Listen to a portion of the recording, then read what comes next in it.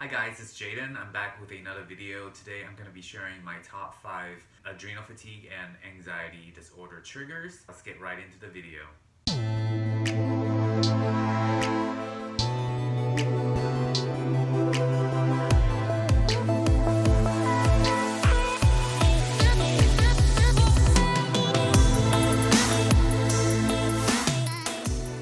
First, I like to say that I'm not a medical doctor or a therapist. I'm not here to prescribe or persuade you into any kind of treatment plan or anything like that. I'm just here to share my own experience with what I went through on my own journey, and it might be helpful for you on your research.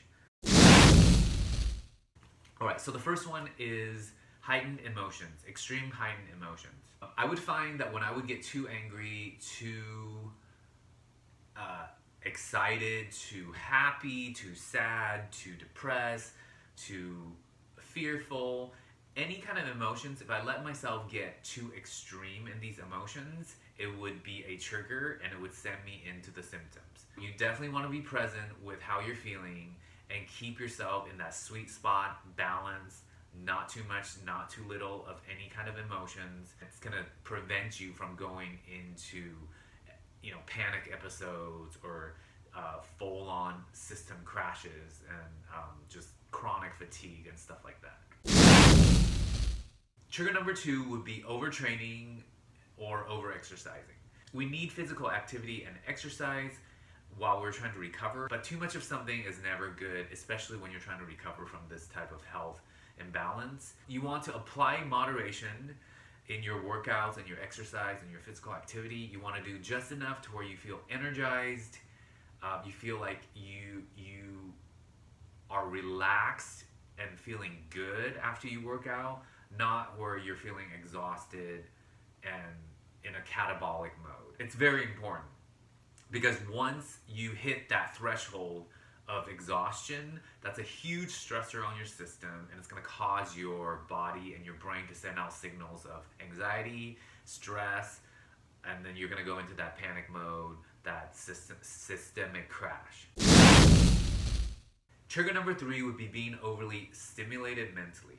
I found that when I was around a whole bunch of people for too long, or places that had a lot of bright lights, loud noises, being in movies that were very stimulating, like action movies or horror films, or being at a party, or just being around really hyper dogs, hyper children, kids.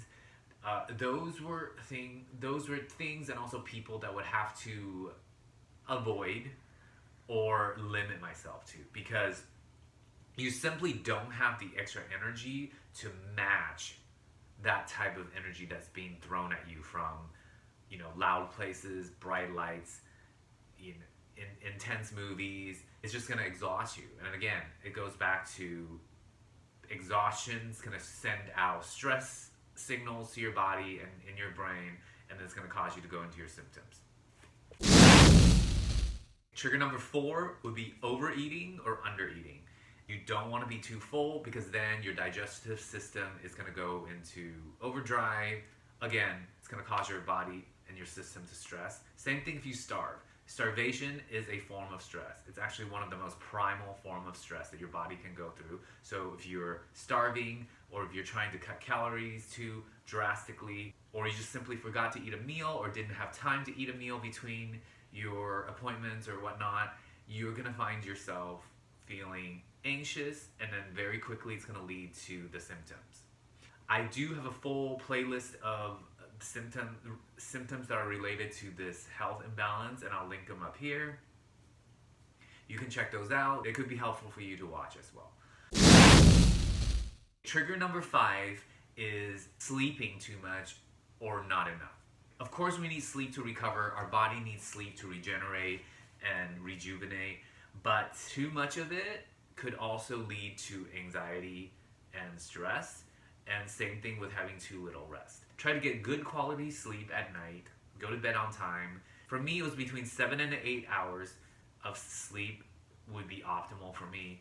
I would sometimes take a nap if I could. Too many naps or too long of naps would just send me into panic attacks. I don't know why, but that happened. And it's happened to a lot of other people that I've talked to about this as well.